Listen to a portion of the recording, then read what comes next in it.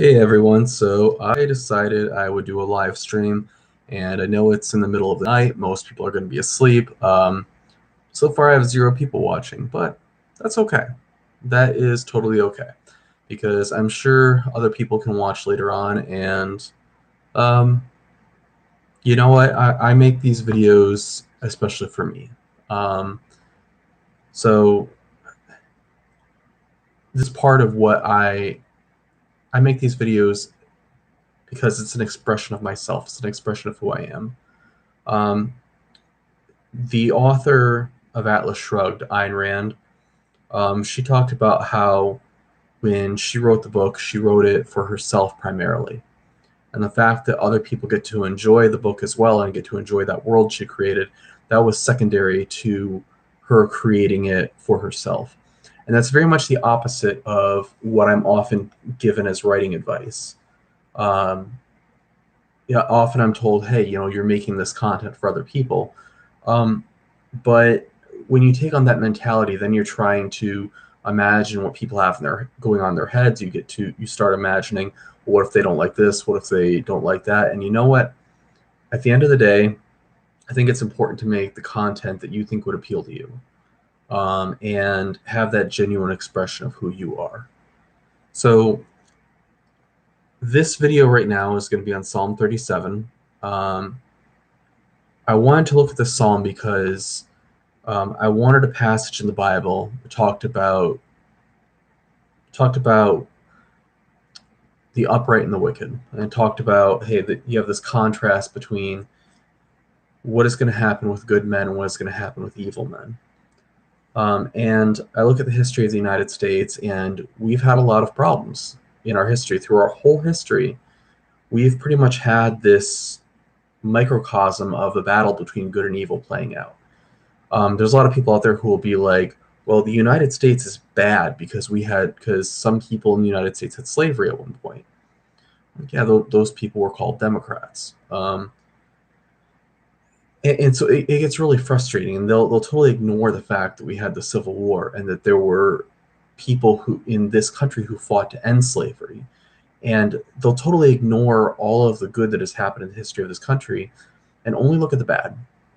And it's really disingenuous. It's an example of wickedness. It's an example of the evil that we see in politics these days. That's not just being misguided, because even a 4-year-old should be able to understand that, hey, if that's the type of philosophy you're going to have, you should look at, not just the bad, you should look at the good too. You should analyze both, um, and really be honest in your judgment. And so I think even children, should be able to understand that. But for some reason, we have grown adults who just don't want to. So I'm going to read Psalm 37 right now, because it really addresses a lot of what we're seeing these days. So Psalm 37, a Psalm of David, and this is in the NASB. It says, "Do not fret because of evildoers. Be not envious towards wrongdoers. For they will wither quickly like the grass and fade like the green herb. Trust in the Lord and do good. Dwell in the land and cultivate faithfulness." And there's a footnote on cultivate that says, or feed securely or feed on his faithfulness. Okay. And before I go too far with that, notice how it's talking about basically live your life. Don't be stressing out and freaking out because evil people are in power or because of what the wicked are doing. It says, don't be worrying about that. Don't be worrying about that. They're going to fade like the grass. And then the third verse is to trust in the Lord and do good, dwell in the land and cultivate faithfulness. So, live your life in the land, and pursue industry.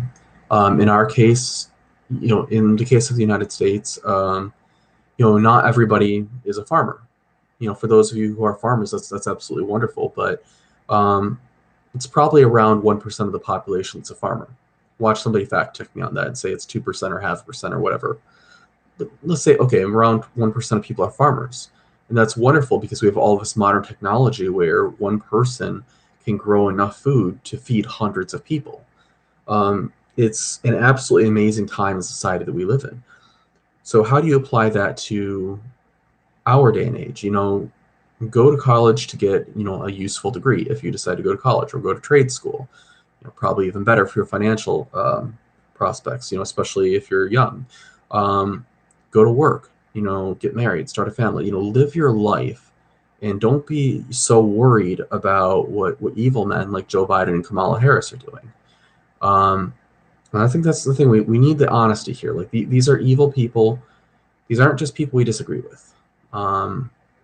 When you have people just wanting this abortion on demand, and wanting to say, hey, a man can identify as a cheeseburger, and we all have to go along with it, and all of this craziness, it's absolutely insane.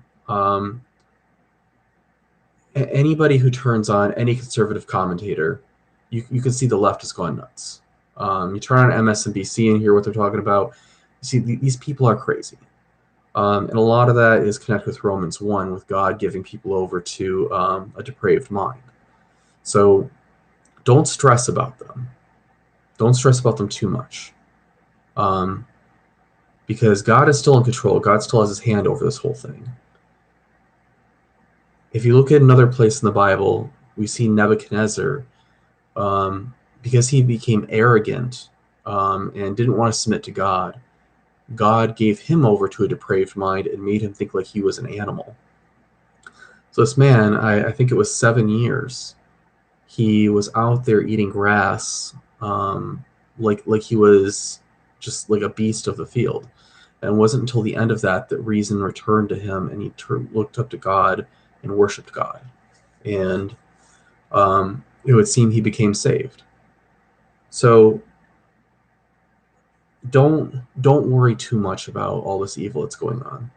And by the way, guys, if I do happen to say something that isn't perfect, I hope you won't throw away this whole video. Like, if I said if I end up giving the wrong number for something, because I'm 99.999% sure that it was 7 years of Nebuchadnezzar.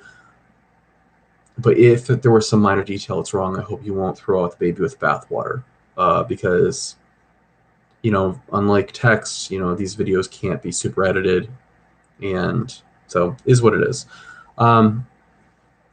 So verse 4, delight yourself in the Lord, and he will give you the desires of your heart. Commit your way to the Lord, trust also in him, and he will do it.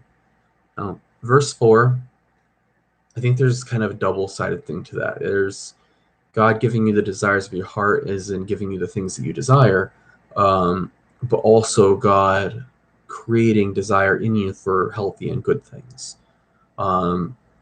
And that's something you have to pray about, because it does talk about in the Bible about the heart being deceptively wicked.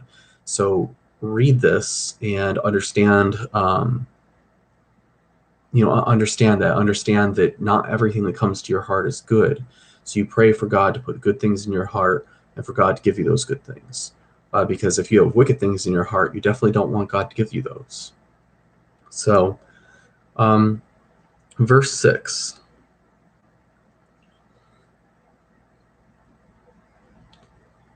He will bring forth your righteousness as the light, and your judgment as the noonday. Rest in the Lord and wait patiently for him. Do not fret because of him who prospers in his way, because of the man who carries out wicked schemes. Cease from anger and forsake wrath. Do not fret. It leads only to evil doing. How often do we, as conservatives, as conservative Christians, how often do we fret because we see this evil in the world? I know I do all the time. And the Bible's telling us don't do that. And it says, for evildoers will be cut off, but those who wait for the Lord, they will inherit the land. Yet a little while, and the wicked man will be no more, and you will look carefully for his place, and he will not be there.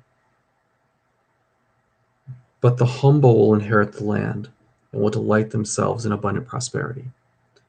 Now, I know obviously we need to take the Bible in historical context, and in the history of America, we've had evil men here for a long time.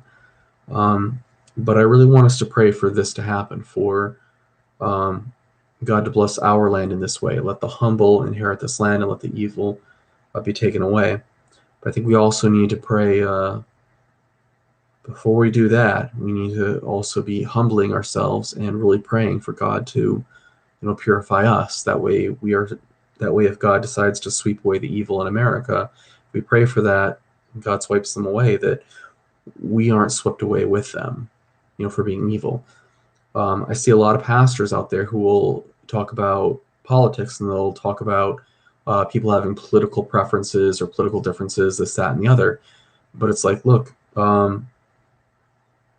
Jim Crow, segregation, where they were forcing black people and white people to use different facilities in the United States, and this was the law in certain parts of the country not too long ago. There's still people alive who remember this.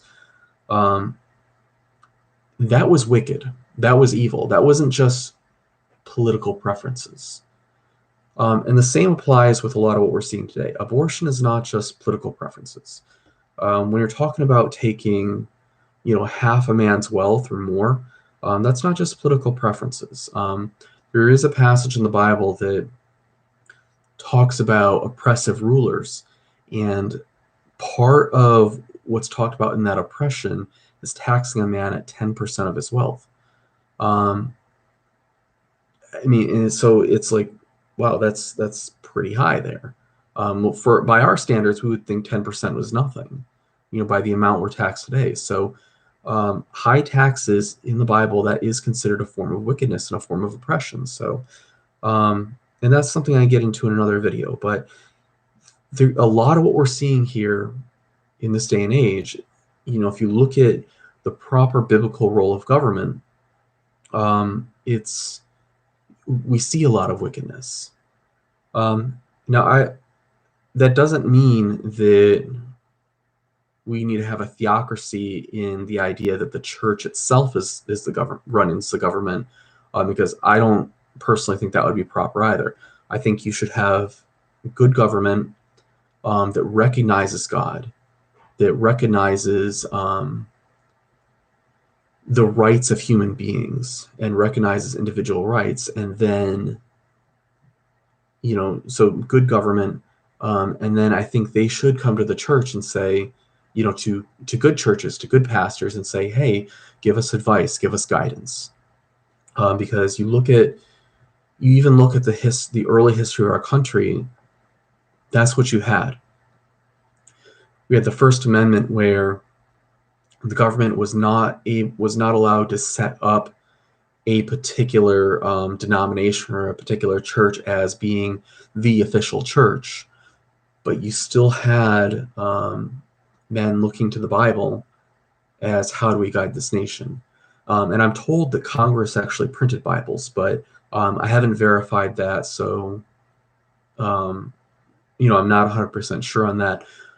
But it does go to show, you look at those early days, things were a lot different. Even with the couple founding fathers who were deists. Deist meant something different back then than it does today. So you definitely look at that early government, and it wasn't a theocracy, but it was a very theistic government. It was a government that recognized God as the creator. And you see that in the Declaration of Independence, and then you see the Declaration of Independence later on followed up by the Constitution enshrining these rights, which the Declaration of Independence said were given to us by the Creator. Looks like we've got some comments in the chats. So one says 60 executive orders. It hasn't even been 100 days. And the same person said 12% income tax NY. Do you mean 12% increase, or is it 12% flat?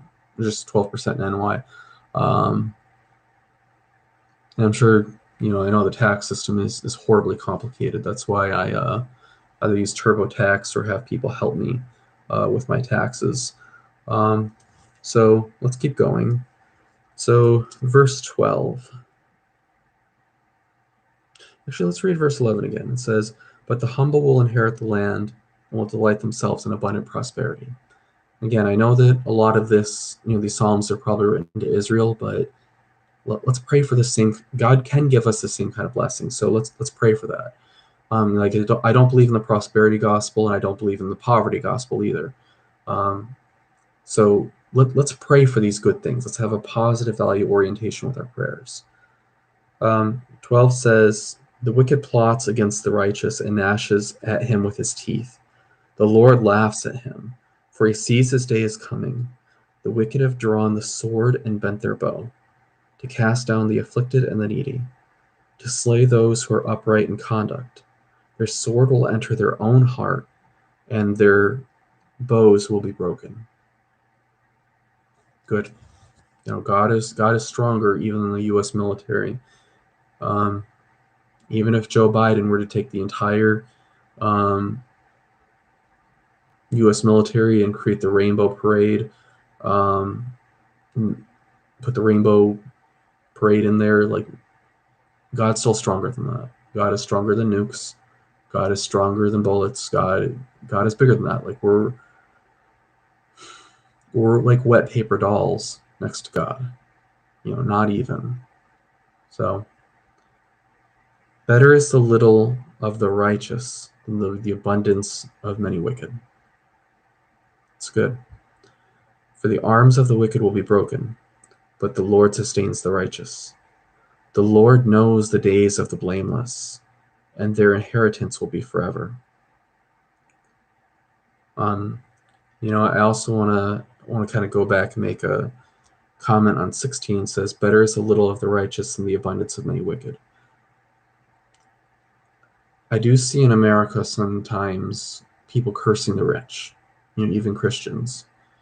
And a lot of times they'll curse rich people who haven't done anything to anybody. So there is this very Marxist, a very envious idea that just because somebody is richer, one person is richer, it's basically this honor shame type thing that, like, well, this rich person is bad and this poor person is good. And it's very similar to the concept of white man bad, red, brown, and black man good, or man bad, woman good. Like there's these really stupid wicked these ideas. They're not just stupid. They're wicked, and they're stupid and wicked. It's a wicked stupidity you see a lot these days. So I just wanted to make sure I comment on that, because I know some people, they'll hear that and just take this in totally the wrong direction, and that's not okay. The Bible does say, I believe in Exodus 23, that you're not if you judge men, you're not supposed to judge them based on socioeconomic status. You're supposed to judge men as individuals, and based on the facts. Like if it's a court case, you judge them based on the facts of the case, and they're also presumed innocent until they're proven guilty, which was definitely an interesting thing in the ancient world. So let's keep going. I'll reread 18. "The Lord knows the days of the blameless, and their inheritance will be forever. They will not be ashamed in the time of evil, and in the days of famine they will have abundance. But the wicked will perish, and the enemies of the Lord will be like the glory of pastures. They vanish like smoke, they vanish away. Wicked borrows and does not pay back, but the righteous is gracious and gives. For those blessed by him will inherit the land, but those cursed by him will be cut off." This is a very interesting passage here, because like I often get concerned that all of these bad things are going to happen and that God isn't going to take care of me. I'll get this fear inside of me that I'll become very afraid that basically God will forget about me, and that he'll just see all these bad things coming, and that I'll just be swept away in it. And I think a lot of that comes from not understanding a lot of bad things that I see that do happen to Christians. But I mean, it sounds like from this passage, basically God's got our back.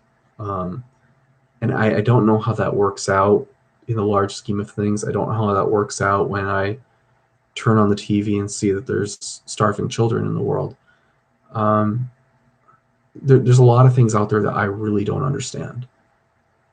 But I guess, we look at the book of Job and we see this godly man who suffered immensely, but there was purpose in it. He wasn't just suffering for the sake of suffering. He was on display for all of creation. The angels were watching, the demons were watching, God was watching. It was this whole display for the spiritual races. And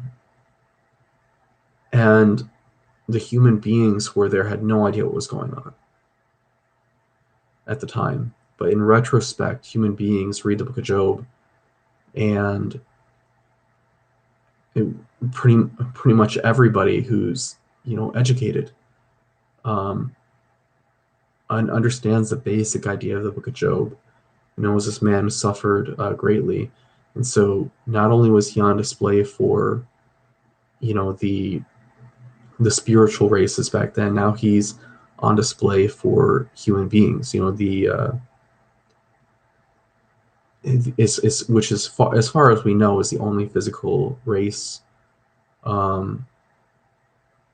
beside the God has made, besides the serpent in Genesis, who was wise, and the Nephilim, who were this bizarre hybrid situation.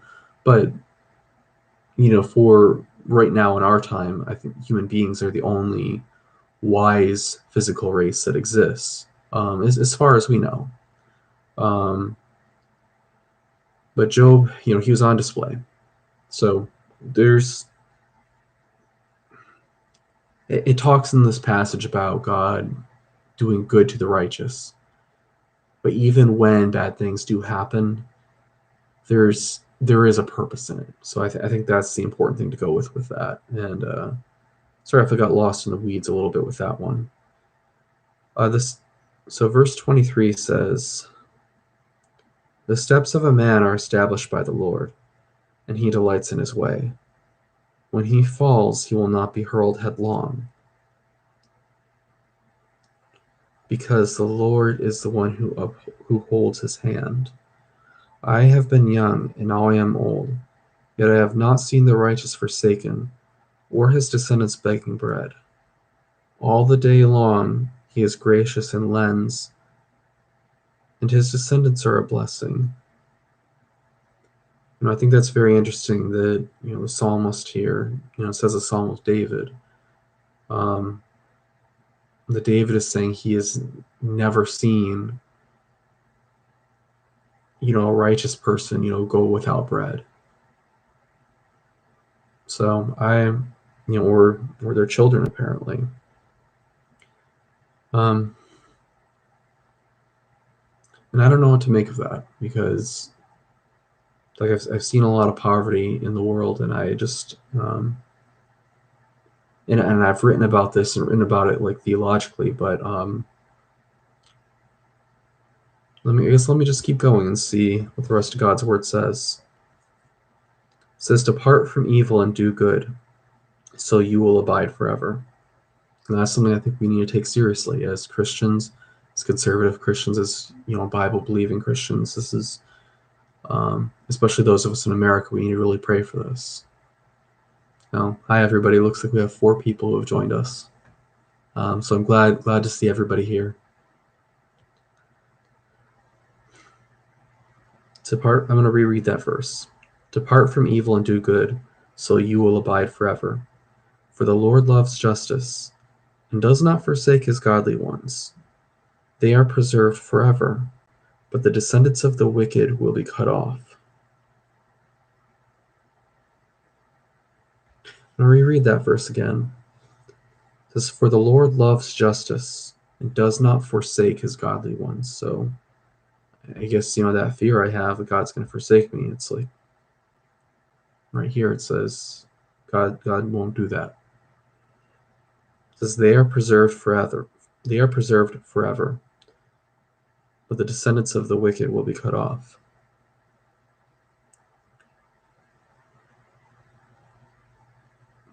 Interesting. So I think we need to look at that when we see a lot of the wickedness that's happening today. Keep praying, keep praying for righteousness, and pray for people who are in sin, to come to the Lord, because I don't want them. I don't want my worst enemy going to hell. Um, I don't want any member of ISIS going to hell. I don't want Joe Biden or Kamala Harris. I don't want them going to hell. I definitely don't want Barack Obama going to hell. I mean, he's evil. Um, by personality, he seems like a cool dude. But if I were in the room with him, I wouldn't turn my back. I'd be very smart and very careful that I don't find a knife or a bullet in my back in the process. Um, so, I mean, I think he would be.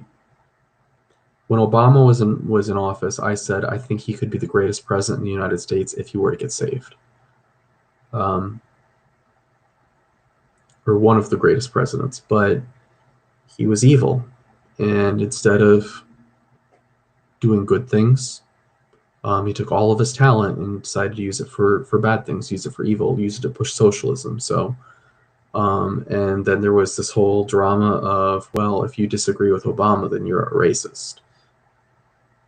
Really? So if I disagree with, throwing babies in the, if I disagree with throwing babies in Moloch's oven, it's like, come on.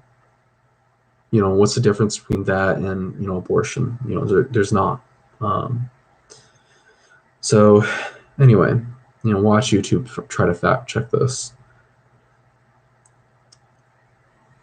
The righteous will inherit the land and dwell in it forever.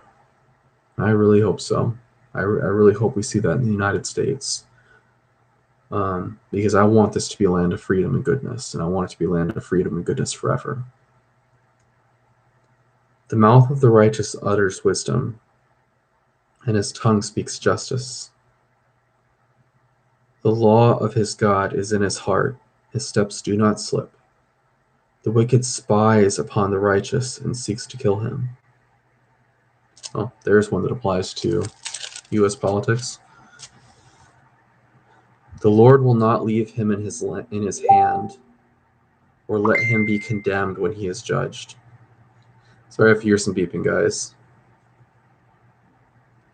Wait for the Lord and keep his way, and he will exalt you to inherit the land. When the wicked are cut off, you will see it.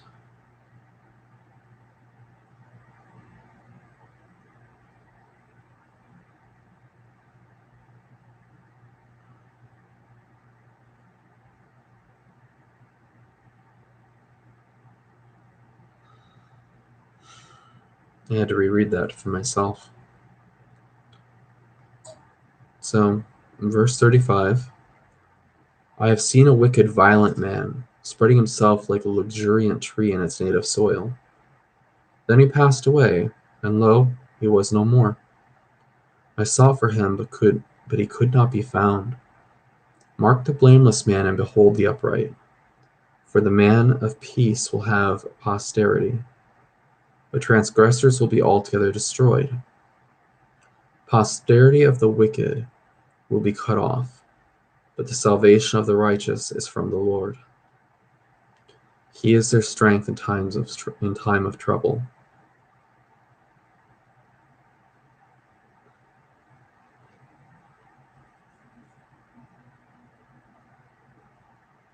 But the salvation of the righteous is from the Lord. He is their strength in time of trouble. It looks like I'm doing a fist there for a minute. But you know what? God's our strength. The word in American Sign Language for amen, like at the end of a prayer, is this. Literally means help from above. When I was in college, I was doing it like this for a bit, but my friends, who knew sign language, corrected me and said, no, that's like saying God's giving you help and you're giving it back to him. But that's, not correct. It's help from above. That's how you say amen in American Sign Language. So let's read I'm going to go back just a couple of verses here. So 35, I have seen a wicked, violent man, spreading himself like a luxuriant tree in its native soil. Then he passed away, and lo, he was no more. I sought for him, but he could not be found. Mark the blameless man, and behold the upright, for the man of peace will have a posterity. The transgressors will be altogether destroyed. The posterity of the wicked will be cut off. But the salvation of the righteous is from the Lord. He is their strength in time of trouble. The Lord helps them and defends them. He delivers them from the wicked and saves them, because they take refuge in him. So I think there's a lot there. It's a beautiful passage, and I think it's something that we as Christians really need to take to heart. We need to keep this in mind, and I think there's a lot that we can do to change things. But this culture war, it's like any other war. It's ultimately not going to be. It's not going to be won on the battlefield as much as in the prayer closet. We're still going to need a fight on the battlefield. That's still going to be necessary, but we're going to need people in the prayer closet. And there is something I do want to encourage people with. I think the people out there who are these leftists who want to, see no opposing view, hear no opposing view, speak no opposing view. These people who just want to put themselves in a box and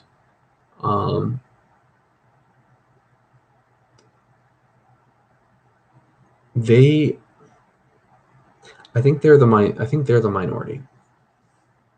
And I think that's why Democrats had to cheat so hard in the 2020 election. We saw with President Trump a great rise in support for him in the African American community. We're seeing a lot of changes in America. It can seem like things are getting more and more liberal, but I think that's just the left getting more and more insane. And I think that more people are waking up to it. I really think that if you had special glasses, that were super powered in some way, and you could look into people's minds, I think that you'd be seeing that more people are turning away from the left. They're seeing it as a farce, and they're seeing it for what it is. And I think that's partly because God has given the left over to a depraved mind, and they're just going absolutely crazy. So the other day, I had something encouraging that happened to me.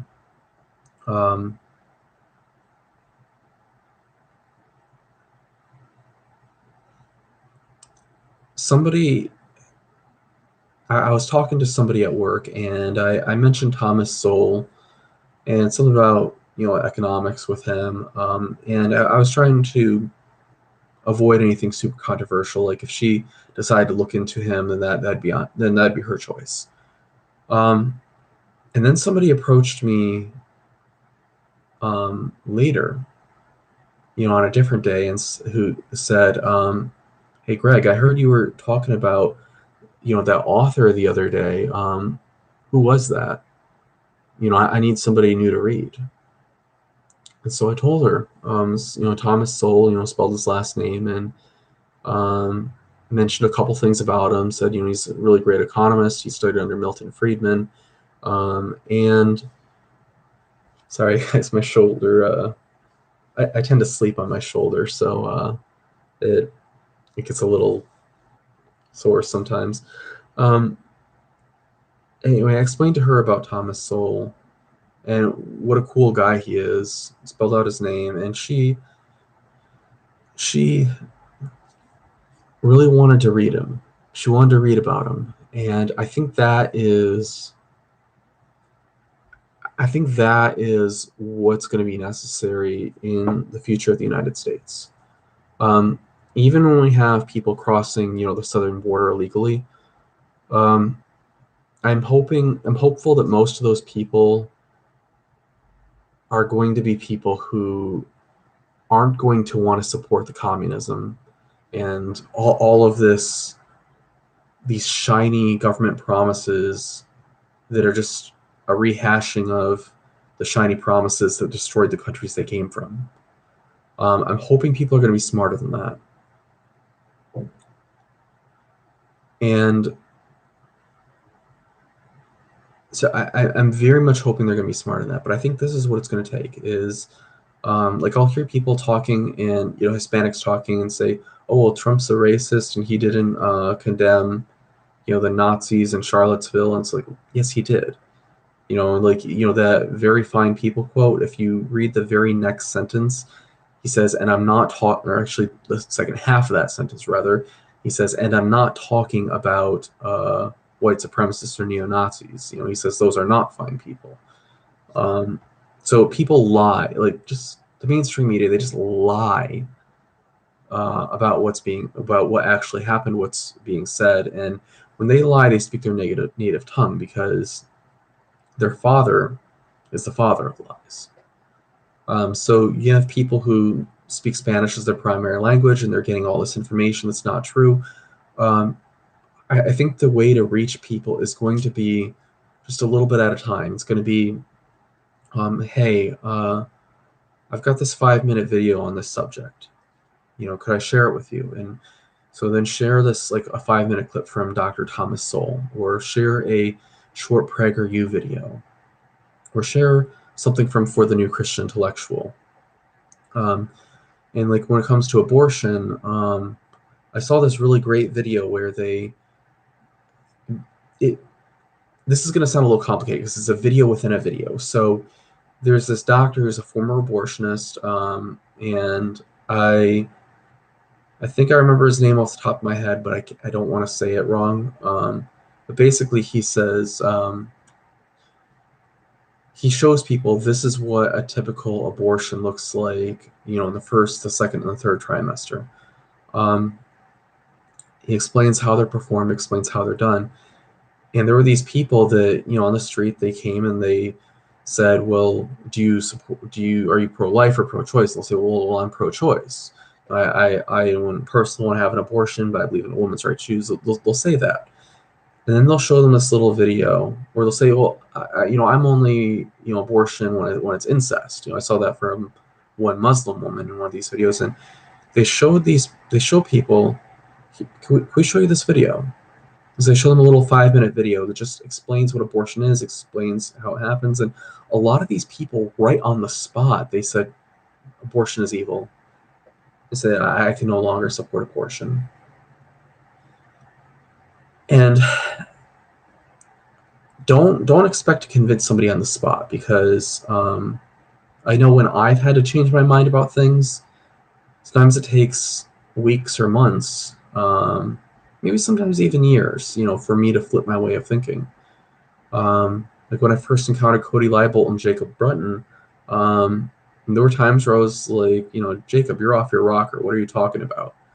And then he explained his reasoning, and I was, I went from thinking, this is nuts to being like, wow, that actually makes a lot more sense, than what I've always been taught. And then I'm like, how could I have ever thought otherwise?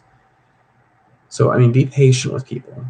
I do think there is a certain wickedness where people kind of choose to live under a rock. People choose to watch MSNBC and CNN and just believe it. There's sin involved in this. So there is an evilness with people not properly wanting to know the truth, and there's also tribalism and there's kind of the sports team mentality of rah rah Democrats, rah rah Republicans, and while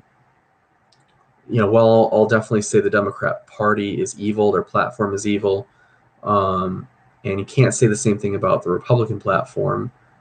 There's definitely people individuals within the Republican Party who are evil, and there's individuals within the Republican Party who are good. So, take that for what it is. These two are not on the same level, but the Democrats clearly have a lot more evil going on, but not all Republicans are our friends. Not all Republicans out there are actual conservatives. There's that term rhino out there. So I really think that's how we're going to be able to defeat the culture war, and win the culture wars. On our knees in prayer. I think it's going to be a lot of one-on-one. Hey, can I show you this 5-minute video? And hey, can I show you the actual quote that person said, so you can hear the full context? And if people want to raise a wall and say, "Oh, well, I don't believe that," well, you say the sky is blue. Well, that's just Fox News nonsense. Fine. If they want to be that foolish, don't throw your pearls before pigs. Don't give what is holy to dogs. And you're going to see that. You're going to see that people wanting to raise a wall. And I've got an uncle like that who just, anything you tell him, it's just, he wants to believe what he wants to believe. And, he'll come up with these weird ideas and present them as facts. And it's like, where did you get that from? He'll say, "Oh, well, George Bush was sitting with, this, Iranian guy over in the 19th century." Like, he comes up with these weird things, and it's like, where did this come from? And he just, spouts it off like it's a fact. And it's like, so somebody like him, definitely needs a lot of prayer. He's putting up these walls, but, to protect his worldview and protect his mindset. And you're going to run into people like that.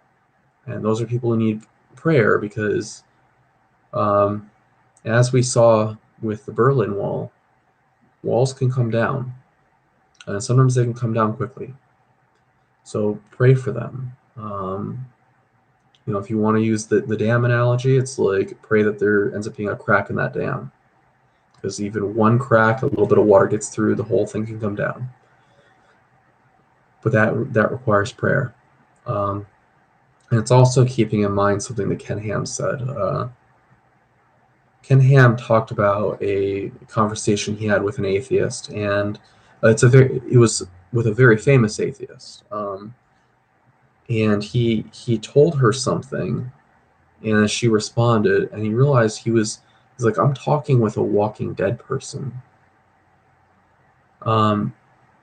And he said, this was like when you look at Jesus at the tomb with Lazarus. Lazarus was dead. He was dead in the tomb, and he was dead. He had been dead for like 4 days. He goes, "Watch that. That's gonna be the part that I get wrong in this video. Somebody's gonna say, no, it was really 3.12 or something like that." Lazarus, dead for 4 days. I'm 99.999% sure that's what's there. So Jesus orders people to roll the stone away from the tomb. And then Jesus calls out to Lazarus and says, "Lazarus, come out of the tomb." And Lazarus is resurrected, and he walks out. Apologetics, which we are commanded to do in Scripture. So if you say, "I don't like apologetics," sorry, you're going against the Bible. You can dislike certain things about apologetics, but I think, maybe you have some other issues, but okay. But a lot of times, as people say, "I don't like apologetics," it's because they want Christianity to be this emotional, cloudy, fluffy thing, and it's not. Christianity is rooted in fact. If Jesus did not rise from the dead, this whole thing, you just throw it out. But anyway, Jesus calls this man from the tomb, comes out. Apologetics, as Ken Ham points out, is Jesus commanding you to roll that stone away from the tomb. It's not your job to make the dead man rise out of the tomb. It's just your job to roll away the stone. And some people, they just want to stay in the tomb. I know there's going to be debates between Calvinists and Arminians until Christ returns. So I'm going to put my 2 cents out there with this and do with it what you will. Maybe you have somebody who says, well, yeah, I am having this opportunity to be raised from the dead, but I'm going to choose just to sit here in this tomb and be stubborn and not come out and get a drink of water and get food. Okay, maybe you have that. There are stubborn people out there. There are Uncle Teds out there in the world. So these are people we pray for. These are people we love. And these are people that these are people you pray for salvation. These are people who might not want reason. They might not want logic and reality. They might want to say, yeah, a man can totally identify as a bacon cheeseburger, and we have to go along with it. And a lot of those people, maybe you need to let them do that and let them go down that path and see how destructive it is. And then you just pray that they'll turn around before it's too late, before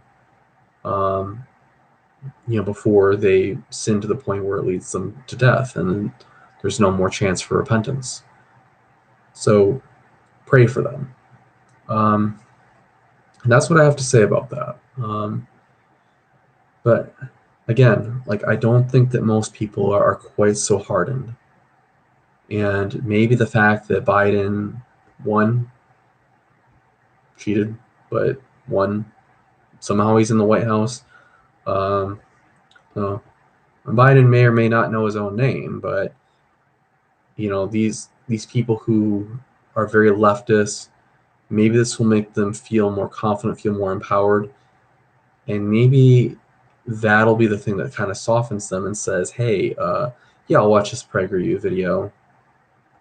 And maybe that's the thing that starts changing their mind. Maybe they start saying, hey, maybe socialist healthcare is not a good idea. Hey, Bernie Sanders said that Denmark is a socialist country, and it's not. What's up with that? So there's definitely a lot here. So bottom line is, don't be fretting. Don't get upset. I turn on Fox News, I turn on Ben Shapiro, and I'll see a lot of stress, a lot of being wound up around the axle. And don't get me wrong, I like some of what I see on Fox News. I don't consider myself a Republican. I consider myself a conservative, but not a Republican. But a lot of what I see on Fox News are really stressed, and a lot of times it's really shallow. And I'm like, okay, is this worth watching a lot? And Ben Shapiro, I love him. He's super, super smart. But the man needs Jesus. The man needs peace. And so I pray for him, because I see he gets very, very stressed about what's going on. And I turn on Steven Crowder, and he'll get a bit excited about things, and he'll really call people out, and I like that. But after I watch his show, I feel good. I feel informed, but I also feel like the world is a good place, and I feel like I don't have to be swept away in the insanity. When you have people running around saying, you have a man in a dress saying, oh, my name is Zuzu Zamaban, and I identify as the female bi-gendered emperor of some planet somewhere. When I watch Steven Crowder's show, I'm like, okay, I'm reminded I don't have to go along with this. I don't have to be a part of this. I can let Zuzu Zaban or whatever the heck do his her they's Z's thing over there. And I can pray for that person, pray for the people caught up in that, but I don't have to let it be a part of my life. I don't have to let it, directly affect me. Sadly, there will be, evil laws out there and evil things that are created, but God can still fill my refrigerator. God can still do for me what he did for the widow, um, who took an Elijah, um, and I confuse Elijah and Elisha, so sorry guys. The widow who took an Elijah, and her oil and her flour did not run out. And right now I got some very good food in the fridge. The job I have right now, I actually get a food allowance, so I get to eat out as much as I want, and I hope that I don't gain too much weight from that. So it's like I'm not going to starve. If anything, I might have the opposite problem, but I'm not going to starve. God is providing for me. So just keep these things in mind. Turn to the Lord, love the Lord, and trust him to take care of you. Trust him to take care of your needs. And that doesn't mean that you don't sow your seed in your field, because God is not going to reward laziness. God's not going to reward slothfulness. Don't expect, God to refill your jar of oil and your flour in your refrigerator if you're not going out there and being industrious and doing what God has called you to do. If you're not willing to go out there and make money, and go out there and plant your seed and harvest your field and do all of that, or in our case, go get a job, and bring home a paycheck. If you're not willing to actually do what God has provided for you in the normal sense of God's provision, don't expect God to provide you in some supernatural way. There's that old joke about a man who is drowning, and a boat comes by and says, "Hey, I'll toss you a life preserver." And he said, "No, God will save me." Another boat comes by, say, "Hey, we have this lifeboat, come in here." He's like, "No, God will save me." A helicopter comes by, tries to put down the ladder. No, don't. God will save me. And then the man dies, and he's standing before God. "God, why didn't you save me?" God goes, "I sent you 2 boats and a helicopter. What do you want?" Like, so it's an old joke, but it makes the point well. And the same thing happened. The same thing can be applied in terms of economics. And my short story, The Parable of the Pit, which you can find on Medium.com, and which has also been made into an audio, a short audio podcast. It's about 20 minutes long, and it's free. The Parable of the Pit also deals with a lot of these things. So anyway, just keep praying about this whole situation. And I know we're kind of wondering, hey, can America survive a Biden presidency? Keep praying. That's what we have to do. We have to keep praying, even though they are cheating. They're cheating like hell in these elections. And we always knew the Democrats were cheating, but I don't think we realized how much. I think that just keep praying. So I got another comment here. Let me read these real quick. This Democrat voted for Trump. The DNC cheated Bernie, Tulsi, and Trump. Okay. Look at Trump's actions, not what he said. He's not a good speaker politically. Yeah, Trump is. He has an interesting way with words. I guess I can't say how. The man's still alive, and I look forward to seeing what he's going to do. But yeah, if anybody else is watching this live and you want to leave a comment, please leave a comment. I'll be closing down the live stream here in the next couple minutes, but I'd love to read some comments. I'm not seeing anything yet, but I tend to repeat myself a lot. Keep praying. So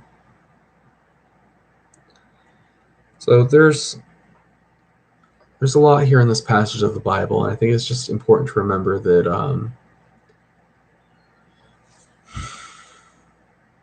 there's a lot of things here that are important to remember. So if you're feeling stressed or anxious about politics, I do encourage people to stay informed, but there might be times where it's good to turn off the TV, turn off Fox News, go enjoy some fiction. I personally like to watch Star Trek because it has like this bright view of the future.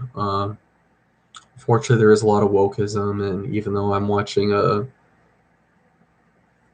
Deep Space Nine from the 1990s, they flirt with homosexuality and things like that. But overall, Star Trek tends to have a positive value orientation. So secular show, but what are you going to do? Um, so instead of focusing on a lot of the evil things out there, you can watch my videos. You can read a lot of the stuff that I've put out there. You can, which I tend to try to have be positive and timeless, not just what is the stupid thing that AOC said this week. You can look at For the New Christian Intellectuals content. They have podcasts, they have videos. You can look at the Untold podcast, which is a Christian sci-fi, fantasy, and horror, and it's free. So it's free short stories. You just download them to your phone and listen to them. Absolutely wonderful. You can listen to Parker J. Cole's show. So there, and in terms of video games, there's definitely a lot of great video games out there. Like in the 21st century, if you get to decide what goes into your ears and what goes into your eyes. And so don't be, you don't need to watch filth. Even stuff with a lot of crass humor, don't watch that. That's going to put your mind into the gutter, and that's not something you need. So looks like somebody says this Hispanic voted for Trump.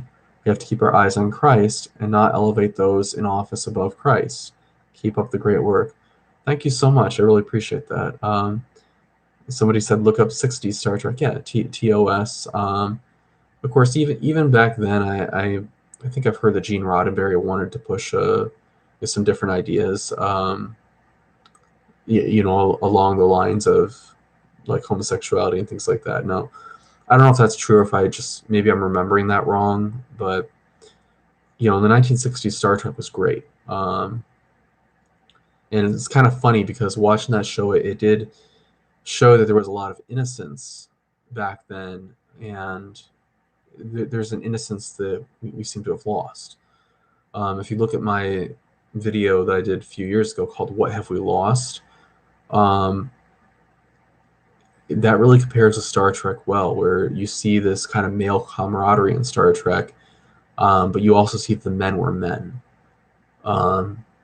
And there wasn't this kind of fear that you see with a lot of men and boys today. When I grew up, it was like you couldn't even be friends with another boy without the people calling you gay, and it was just an absolute mess. I look forward to the day when there's a friend who gave me a quote. I don't know what preacher it was from, but it was basically the evils of one time period aren't even believed by another time period. So even though we have a strong historical record of dragons and similar creatures, and not just legends, I mean like actual like proper historical records that describe things in great detail, Marco Polo being one of them. A lot of the animals that are described in some of these, ancient and ancient texts and texts from the Middle Ages, and even texts, from after the Middle Ages, so in recent centuries, people say, oh, well, there's no way an animal like that ever existed. It's like, this is from like 300 years ago. Like, what are you, like, and this is an animal that everybody accepted as being real, and then all of a sudden, we don't believe it anymore. So, I mean, some of these things, it's kind of hard to believe that everybody back then was just stupid and just writing about these creatures that never existed. But anyway, that's a whole nother thing that I'm going to be covering in another video. So I do look forward to a future when the perversion of our time period is looked at with skepticism. People say, there's no way that ever really happened. There's no way you had men running around saying they identify as women. There's no way you actually had, men who wanted to marry men or women who wanted to marry women. There's no way that happened on a large scale. I look forward to that day. Of course, I do think it's important that we have solid records so that people in that time period will have the opportunity to know, yeah, this evil existed. Watch out for it. Don't turn away from God, so that you're not turned over to a depraved mind. So someone says, as long as God is on the throne, we're all right. Amen to that. And I think that's the important thing to remember is God is on his throne, and we somebody says the new Star Trek DISO, short for Discovery, I'm sure, has a Mary Sue issue. Yeah, a bit. A bit. Don't get me wrong. I love Discovery. I love what they're doing with it. I think some of it's kind of like some of the acting can be kind of like Disney Channel-esque. But I enjoy it. I think there's parts of it that's like, hey, that's kind of cringy how like how that this seems like something's like, it seems like you took this from the Disney Channel, but like there's some there's definitely, I definitely enjoy Star Trek Discovery. And I really like Star Trek Picard. I think that was phenomenally done. I don't like the whole Seven of Nine is a lesbian all of a sudden. Like I know that was kind of explained in an article that Jerry Ryan wanted to do things that way, but it doesn't make sense. It just clashes too much with her character, and with everything we expected from her character, from Voyager, and even that 20-year or so gap just it makes it kind of hard to buy into. Even if you wanted, like, and I don't even want to have the gay stuff anyway. In when I watch TV, it's like no, like why does this have to be the thing in every single show? And it's an evil thing. Like I don't think this is something we should be promoting. But anyway, so I think this is a good place, to start wrapping up.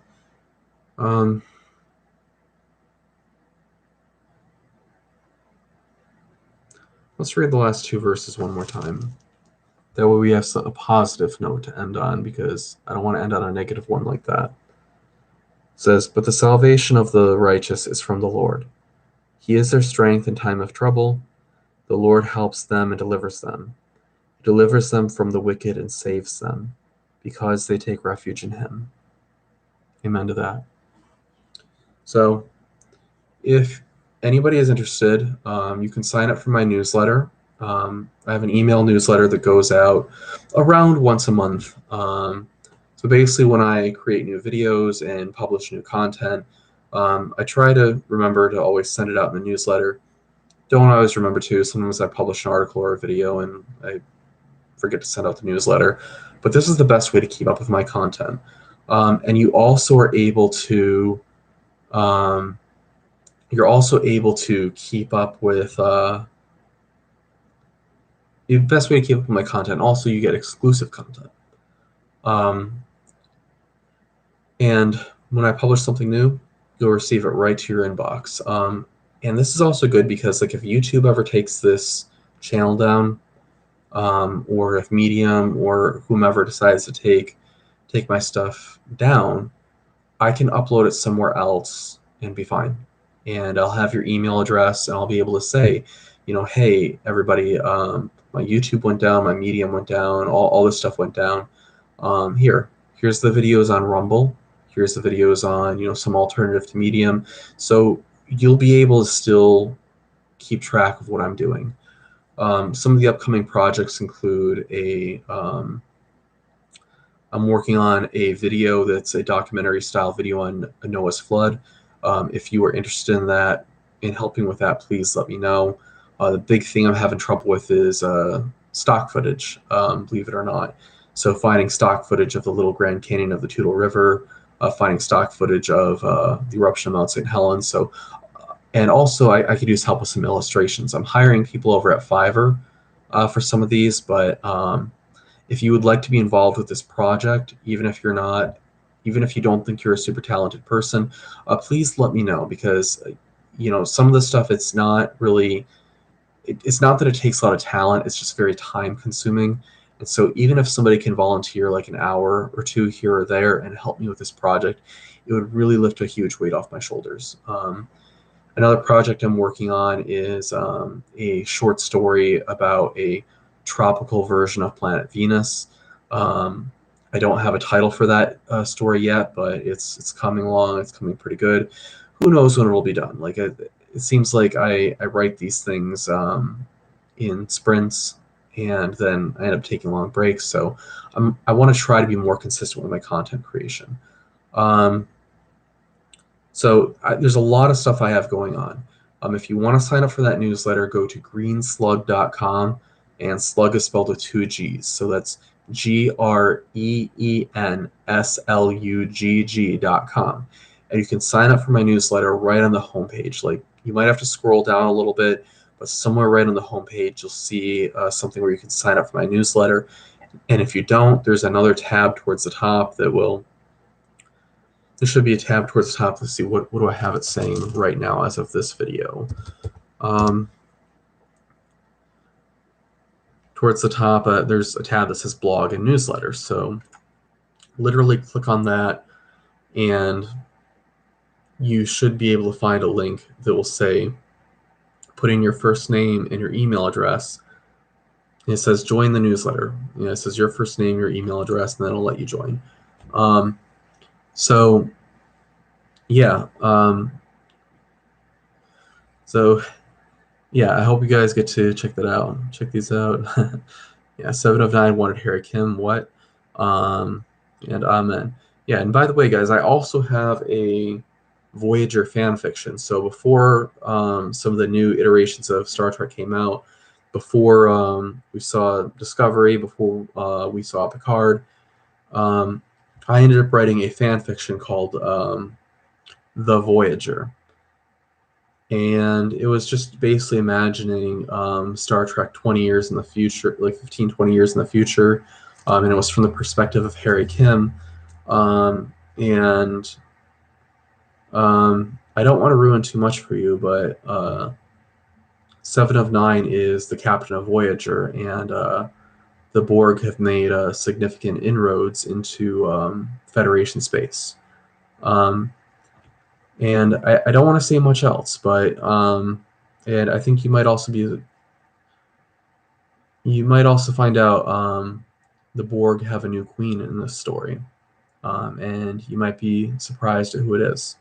So if you decide you want to check out the Voyager, that's on my website. It's also on my Medium page. So my Medium is GS Muse, but what you can do is go to medium.com.